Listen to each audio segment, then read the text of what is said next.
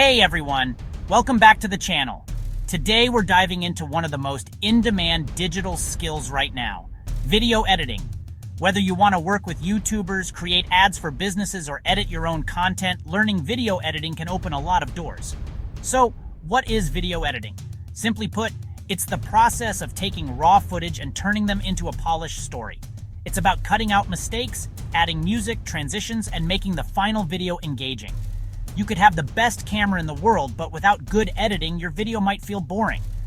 Editing is what grabs attention and keeps people watching. For tools, beginners can start with free software like CapCut or iMovie. Advanced users can move to Adobe Premiere Pro or DaVinci Resolve. Don't stress about picking the perfect software. Focus on learning basics first.